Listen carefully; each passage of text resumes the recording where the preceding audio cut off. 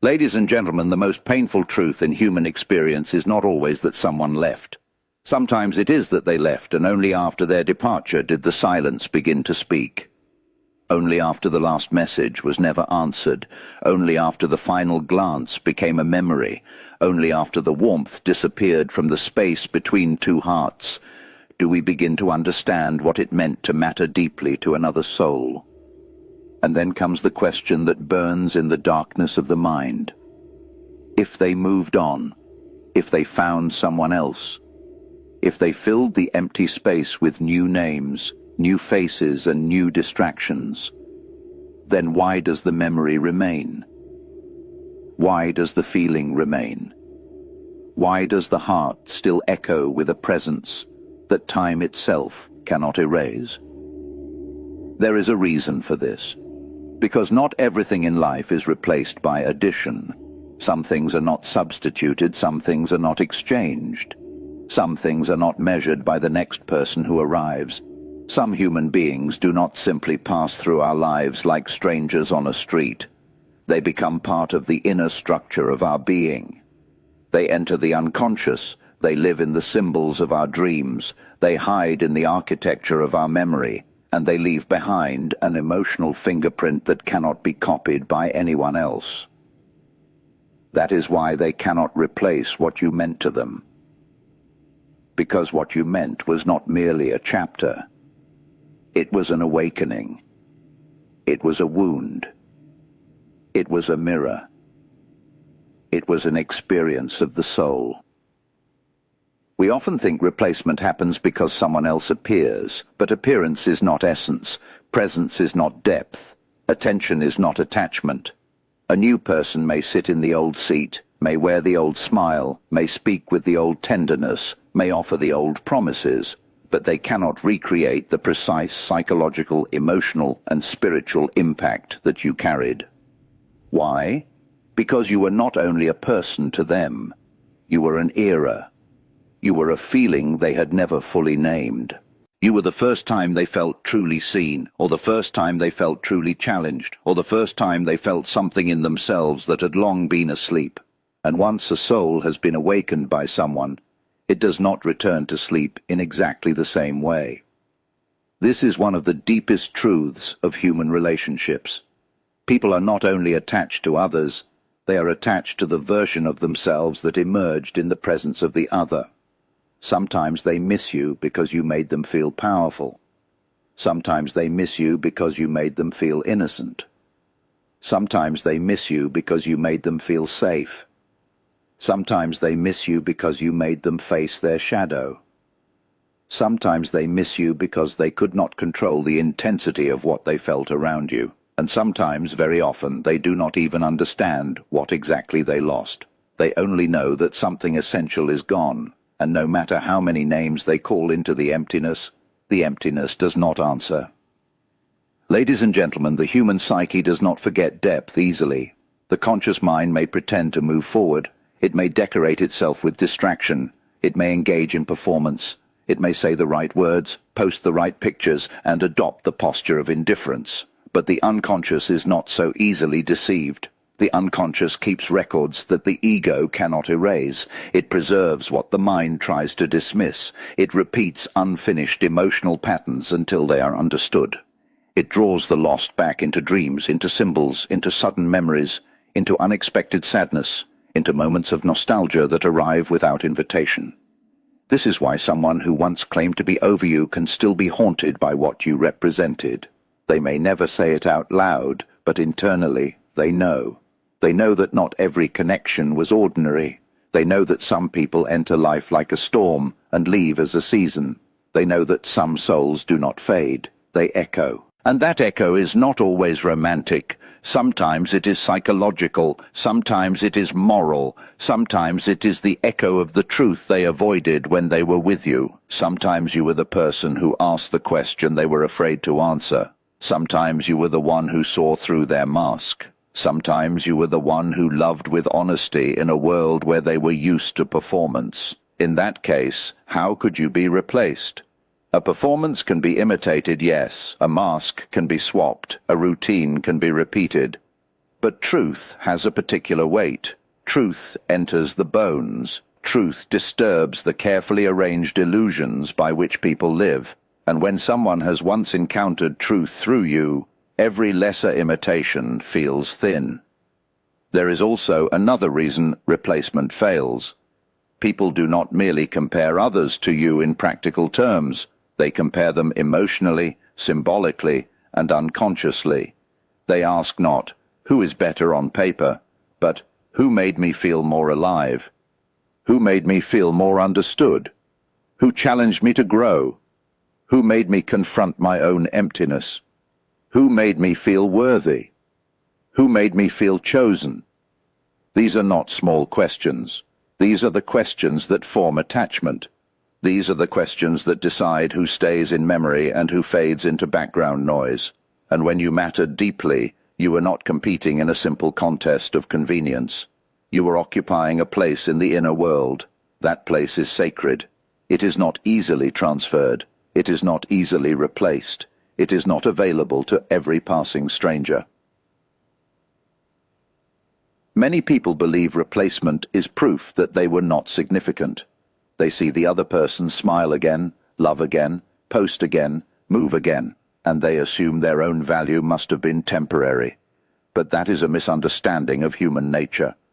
Movement does not erase significance. Progress does not cancel impact. Replacement in appearance is not replacement in meaning. Someone may fill a role in the outer world, but what you represented in the inner world can never be manufactured with the same authenticity. A new person may occupy time, they cannot occupy history. They may receive attention, they cannot inherit memory. They may be given access, they cannot rewrite the emotional language your presence created. And let us be honest, some people do not replace you because they found something greater. They replace you because they cannot endure the mirror you became. You reflected them too clearly. You saw the contradictions they wanted hidden. You loved them in ways that required them to become more honest, more responsible, more conscious. And not everyone is ready for consciousness. Not everyone is ready for depth. Not everyone is ready for the pain of being truly seen. So they choose something easier, something lighter, something more manageable. But easier is not deeper. Manageable is not meaningful. New is not necessarily nourishing. In fact, many people choose the comfort of what can be controlled over the discomfort of what is real. And the soul, ladies and gentlemen, always knows the difference. Carl Jung taught us, in essence, that what is not made conscious returns as fate. And this is visible in human relationships every day. What is avoided becomes repeated. What is denied becomes projected. What is unresolved becomes attraction, obsession, comparison, fantasy, regret. So when someone tries to replace what you meant to them, they are often not escaping the past. They are carrying it into the future in disguise. The new connection may seem fresh on the surface, but beneath the surface there may be the same unresolved ache, the same unmet longing, the same unconscious need that first drew them to you. And because the real issue was never only the person, the real issue was what the person awakened, the cycle continues, the face changes, but the wound remains. This is why some people cannot let go of a certain name, a certain memory, a certain energy. They may date, they may distract, they may deny, but the emotional residue stays. Because the body remembers what the ego tries to forget. The heart remembers what the mouth refuses to admit. The soul remembers what the social self would rather conceal. They remember how you looked at them. They remember how you made them feel seen. They remember how you made them feel guilty. They remember how you made them feel cherished. They remember how you made them feel exposed.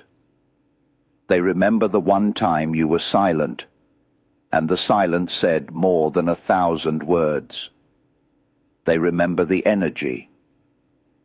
And energy, once felt deeply, does not disappear just because someone declares a new beginning. There are people who enter your life and you can replace them by the end of the week, because they gave you nothing but convenience. They were available, not meaningful. They were present, not profound. They were a pattern, not a revelation. But then there are those who reach into the hidden chambers of the psyche and leave their imprint there. Those are the ones who cannot be replaced. Not because they were flawless, but because they were real enough to matter. They may have hurt you. They may have confused you. They may have loved you imperfectly. Yet even imperfection can be unforgettable when it is sincere. The heart is not always loyal to perfection. The heart is often loyal to intensity, to truth, to moments of raw human contact that reveal something eternal in the temporary. That is why people return in memory long after they have gone in body. That is why a certain voice can still alter your breathing. That is why a certain phrase can still reopen an old room inside the mind. That is why a certain song can summon a whole season of your life in a single second. Because the psyche stores experience not as dead information, but as living energy. And the people who affect us most are the people who become part of that living energy. They are embedded in the internal world. They become symbols. They become thresholds. They become unfinished conversations. They become questions that continue even after the speaker is gone. Some of you listening may have experienced this personally. You gave your heart, you gave your honesty, you gave your time, your patience, your loyalty, your softness, your fire. You made someone feel something they could not explain, and then one day they walked away or chose another path, and you wondered whether everything you were had simply been absorbed into silence. But no. What you gave was not wasted. What you gave was not erased. What you gave was not made small by their inability to hold it. The value of your presence is not determined by the maturity of the person who received it. The depth of your love is not reduced by the weakness of the one who could not recognize it. What you meant remains true, even if they were incapable of carrying it properly. That is an important truth for the wounded heart. Being replaced does not mean being defeated. It does not mean your love was less. It does not mean your value was conditional.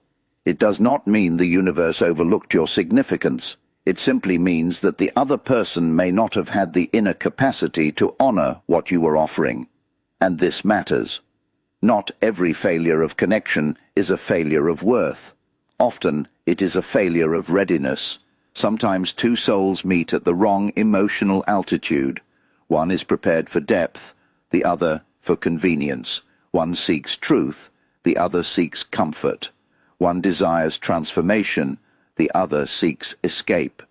In such a meeting, the deeper soul will feel the pain more intensely, because the deeper soul is always the one that notices what is missing. And here is what is often misunderstood. The people who are most impossible to replace are not always the loudest, the most dramatic, or the most visibly impressive. Often they are the ones who carried a quiet kind of power. They listened when others performed. They stayed when others left. They offered meaning without demanding applause.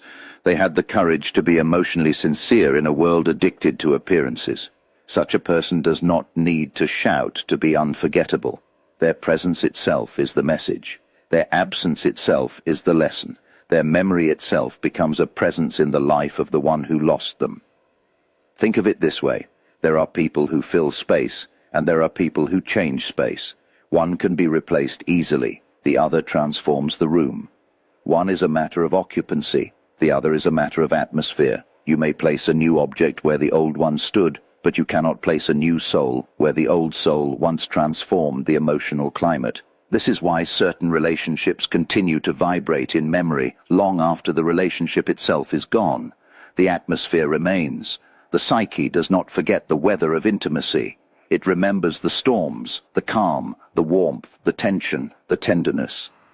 And every time it revisits that climate, it realizes that not every season can be recreated. When someone says they replaced you, they often mean they found someone else to stand where you once stood. But standing in the same place is not the same as being the same presence. A shadow can be occupied by another body, yet the original light has already changed the architecture of the heart. People may repeat the gestures, but they cannot replicate the soul encounter. They may mimic affection, but they cannot duplicate the exact emotional resonance that once existed between two unique beings. Human beings are not identical containers, they are worlds. And when one world has touched another deeply, the relationship does not vanish simply because the outer form changes. It becomes part of the map. This is why your memory haunts them. Not because you are trying to haunt them, not because you are trapped in bitterness, but because every deep encounter leaves a mark on the psyche of the other. If you were sincere, if you were intense, if you were meaningful, if you were authentic, then your presence did something irreversible. It challenged their assumptions. It awakened a longing. It exposed a weakness. It gave them a feeling they cannot easily reproduce. And whatever cannot be reproduced becomes powerful in memory. The mind tries to return to it. The heart tries to understand it. The shadow tries to possess it again. So they search, substitute, compare, repeat, and still the original meaning remains untouched. Many people confuse replacement with relief. They think that if a wound is covered by another person, the wound is gone. But a wound covered is not a wound healed, and often the very act of replacing someone too quickly is proof that the inner wound was never understood. The person does not move on from pain, they move into distraction. They do not resolve the loss, they mask it. They do not integrate the experience, they flee from it. But what is not integrated returns. This is the great law of the psyche. Life does not ask merely whether you escape the feeling. Life asks whether you understood it. So the new person may not be a replacement at all. They may be a screen onto which unresolved longing is projected. And what is projection, ladies and gentlemen, but the soul placing its unfinished material onto another face? The heart says, this one will heal what the last one broke. The mind says, this one will prove the last one was not special. The ego says, this one will make me forget. But deep down, the unconscious knows better. It knows that one person cannot erase another by function alone. It knows that the answer to loss is not mere substitution. The answer is consciousness. The answer is reflection. The answer is mourning. The answer is truth. The answer is the brave and painful act of seeing what really happened, rather than hiding from it beneath new affection. That is why the strongest people are not always the quickest to replace. The strongest people are often the ones who sit with the reality of what they lost. They let the memory speak. They let the grief reveal what the relationship meant. They let the ache educate them. They understand that if someone mattered, pretending they did not matter is a form of self-betrayal. So they feel it fully. They honor it honestly. And in doing so, they transform suffering into wisdom. They stop asking, why was I not enough? And begin asking, what did this reveal about love, attachment, and my own soul? This question changes everything. Because once you begin to think psychically instead of superficially, you realize that being irreplaceable is not about being adored forever in the outer world. It is about the inner transformation you caused. You may not remain in their everyday life, but you remain in their emotional structure. You remain in the memory of how they felt around you. You remain in the dream of what they could not keep. You remain in the regret of what they did not honor. You remain in the silence between their new conversations. You remain in the comparison they never admit. You remain in the space where they ask themselves, why did I not value that when I had it? And there is a special kind of pain in that realization. It is the pain of late understanding. It is the pain of seeing clearly only after the moment has passed. It is the pain of discovering that the treasure was real only after the door had closed. Some people live the rest of their lives with that ache. They may call it regret. They may call it nostalgia. They may call it curiosity. But beneath all those names is the same truth. They encountered something that cannot be effortlessly repeated. That is why your name lingers. That is why your energy lingers. That is why your absence is not empty. It is full.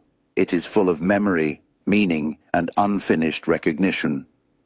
The irony of human relationships is that the very people who believe they have moved on may be the ones most deeply haunted. They may appear stable, but their inner world tells a different story. They may speak as if you were one among many, but the soul does not count like that. The soul distinguishes. It remembers the rare. It remembers the authentic. It remembers the one who made them feel seen at the level where masks fall away. It remembers the one who spoke to something buried. It remembers the one who made them confront the possibility that they were loved, truly loved, and still let it go. That is not easy to bury. That stays. That returns. That whispers. Sometimes the person who cannot replace you is not weak. They are simply unconsciously honest enough to know the difference. They know that another person may come, but not another you. Another person may offer affection, but not the same history.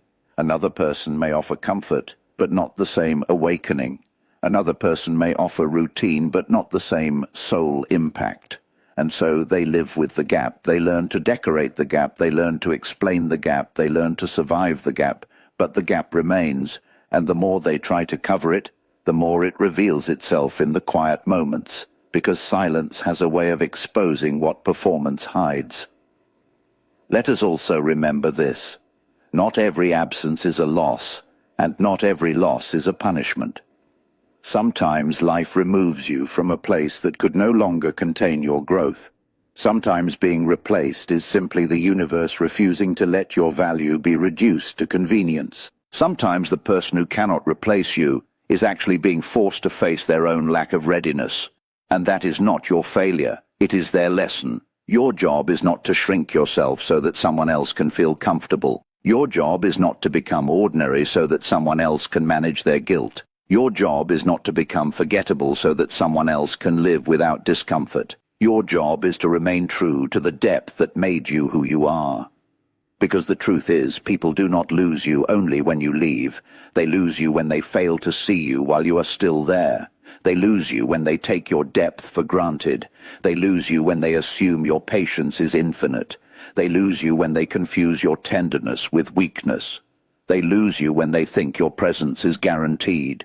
And then one day, they discover that what felt permanent was actually precious. What felt available was actually rare. What felt replaceable was actually unique. That discovery may come too late, but it comes. And when it comes, it carries the weight of reality. Do not misunderstand this speech as a celebration of sorrow. It is not sorrow that defines you. It is meaning.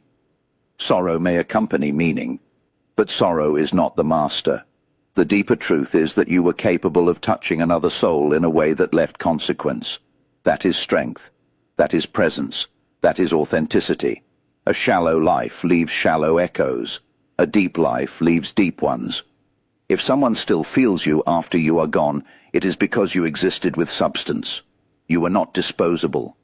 You were not incidental. You were not just another passing face. You mattered enough to become unforgettable. And the beautiful, painful, liberating part of this truth is that their inability to replace you is not something you need to chase, prove, or defend. You do not need to beg for recognition from anyone's memory. You do not need to perform your significance. The right people feel it. The wrong people eventually realize it, and even if they never say it, the psyche knows, the unconscious knows, life knows, time knows. Nothing genuine is ever truly lost. It simply changes form. It becomes insight. It becomes memory. It becomes caution. It becomes gratitude. It becomes a scar that teaches wisdom. But it does not become meaningless. So if you are the one who feels replaced, hear this clearly. You were not replaced in essence. You were only removed from a life that did not know how to hold your depth. Your meaning did not vanish. Your value did not diminish. Your presence did not become ordinary because someone else came along. The fact that they tried to fill the space you left only proves that the space was real. And real spaces are not filled so easily. Real spaces remain as echoes, as questions, as longing, as comparison, as memory. Your imprint survives where their new story begins. That is not weakness. That is the permanence of authentic impact. And if you are the one who once lost someone meaningful, then perhaps this speech reaches another part of you as well. Perhaps you know the ache of realizing too late that what you had was not common. Perhaps you know the humiliation of comparison, the sadness of regret, the quiet torture of thinking, I should have held that closer. Then let the lesson stay with you. Let the memory mature you. Let it make you more conscious, more honest, more present in the next encounter, because that is how loss becomes wisdom, not by denying it, not by replacing it, but by understanding it. This is the ancient human story. We come to value most deeply what we could not truly possess, control, or preserve. We learn that the heart cannot be forced. We learn that a soul cannot be duplicated. We learn that the rarest people are often recognized only after they are gone. And we learn, slowly, painfully, and hopefully, that the measure of a life is not how many people can be replaced, but how many people cannot forget what we awakened in them. So let the world search for substitutes. Let the ego chase copies. Let shallow minds confuse repetition with restoration. Let them try to name something new as though it were the same. The soul knows better. The soul knows that one genuine encounter can outlive 1,000 imitations. The soul knows that what was true remains true. The soul knows that some presences are so marked, so alive, so energetically exact, that they become part of another person's inner landscape forever. And that, ladies and gentlemen, is why they can't replace what you meant to them. Because you were not just a person they knew. You were a feeling they cannot recreate. You were a lesson they cannot unlearn. You were a mirror they cannot unsee. You were a depth they cannot fake. You were a presence they cannot duplicate. And once a soul has been changed by another soul, no substitute ever feels completely real again.